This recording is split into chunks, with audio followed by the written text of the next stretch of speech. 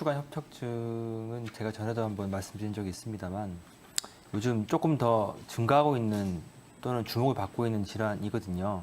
그 과거에 이제 신경을 누르면서 방산통을, 그러니까 다리가 저리거나 뭐 이렇게 팔이 저리거나 하는 식의 방산통을 야기하는 질환들이 크게 두 질환관이 있다고 말씀드린 적이 제가 있습니다. 이게 허리 디스크하고 척추관 협착증인데요.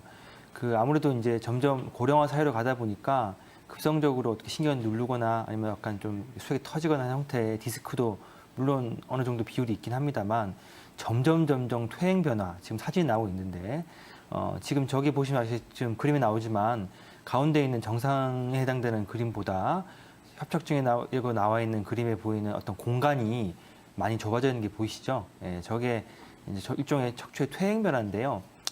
누구나 사람은 다 늙게 되어 있고 노화가 발생하게 되어 있는데 점점 시간이 지나다 보면 척추와 척추 사이의 간격이 좁아듭니다. 이렇게 좁아들게 되는데 이렇게 좁아들게 되면 그 원래 있던 구조물들이 점점 비후가 되게 되죠. 그러니까 원래 있는 간격 그대로인데 간격이 있는 상태에서 생겨 있던 어떤 구조물들이 간격이 좁아지니까 점점 공간을 차지하게 되면서 늘어나게 되니까 신경을 압박하게 되는 형태들이 처음에 이제 협착증이 생기는 시초고요. 또 더 심하게 되면 그 안에 있는 내부적인 구조물들 자체도 좀 퇴행 변화에 의해서 골화되기도 하고, 그래서 부드러운 조직들이 딱딱하게 바뀌기도 하고, 뭐 그런 식의 변화들이 생기면서 척추 사이에 있는 신경이 지나가는 관 자체가 좁아지거나 용적이 줄어드는 형태가 이제 척추관 협착증이라고 제가 말씀드린 적이 있습니다. 바로 그 질환으로 오신 건데요. 이분이 86세 남성이고 제 생각보다는 이제 키도 좀 작으신 편이지만 몸무게도 많이 나가시는 편은 아니신 것 같아요. 아무래도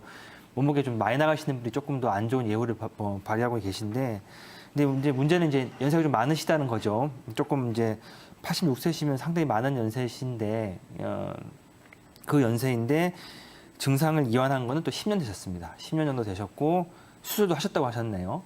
보통 협착증 수술을 하게 되면 그 관과 관 사이를 어느 정도 시술 정도 들어가서 통증 떨어뜨리는 정도로 시술하는 경우도 있지만은 제대로 수술했다고 하면 보통 협착증 수술 같은 경우에는 핀과 핀을 뼈와 뼈 사이에 박아서 공간을 확보하는 수술들이 많기 때문에 그런 수술이라 그러면 이제 그 척추 쪽의 수술로서는 조금 강도가 높은 수술이거든요. 그래서 핀을 박음으로써 척추와 척추 사이의 간격을 고정시킨 대신에 가동성은 떨어뜨리는, 그래서 이제 관절의 가동성이 떨어짐으로써 다른 쪽 관절의 가동성에 과부하가 걸리는 뭐 그런 악순환이 생기는 어떤 시초가 될 수밖에 없는 그런 상태일 수도 있다는 안타까운 생각이 좀 들고 있고요.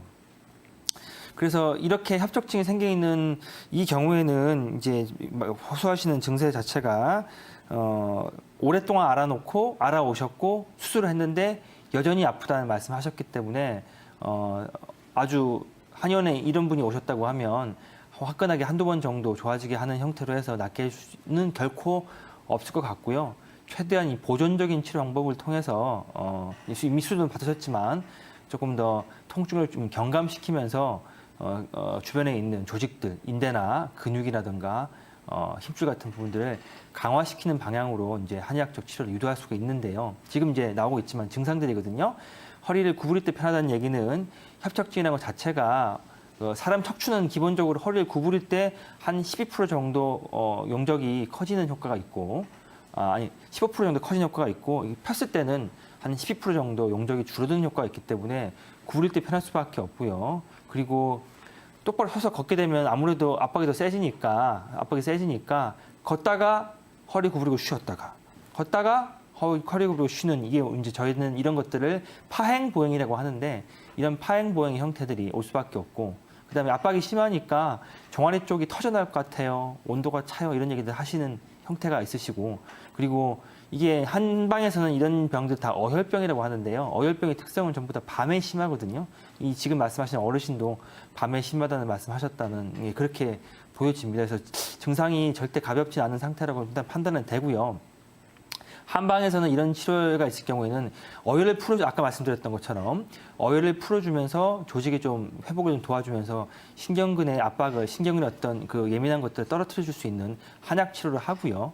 그다음에 약침이라던가 추나 약침 같은 걸 통해서는 이제 힘줄이라던가 이런 부분들 환부에 있는 어떤 그런 그 힘줄이라던가 관절 사이에 있는 인대들의 건강을 좀 이제 회복을 도와줄 수 있는 그런 강화요법으로 약침을 사용하고 있고, 추나요법을 통해서 이제 관절에 조금 공간을 좀 늘려줄 수 있는 형태의 어떤 부드러운 견인요법을 사용하긴 합니다만, 핀이 많이 정말 박혀 있는 형태라 그러면 추나요법을 이제 좀 더 적극적으로 하지는 못합니다. 왜냐하면 핀이 박혀 있는 상태에서 수교요법을 좀 세게 들어갔을 경우에 조금 더 안 좋아지는 경우들이 많기 때문에, 그래서 추나요법은 할 수는 있습니다만은 조금 제한적으로 사용할 수 있다고 이해하시면 될 것 같고, 그다음에 일반적인 침치를 통해서 통증이 조금 더 좋아지는 그런 자리들을 자꾸 이제 해주면 조금 뭐라 그럴까 지금 불편한 형태들을 경감시키는 정도의 그런 의미로 보실 수 있지 않을까 싶습니다. 저희 한의원에 지금 이런 딱 협착증 환자들이 지금 현재 딱 2분 계시는 분이 계신데, 젊으신 분들은 조금 더 이제 수술을 안 하신 분들은 근육이라든가 인대 힘줄이 조금 더 자가적 회복력이 조금 살아있기 때문에 조금 더 잘 되는 형태가 약간 있으면, 수술을 하고 오신 분들은 많이 좀 더딘 형태가 있어서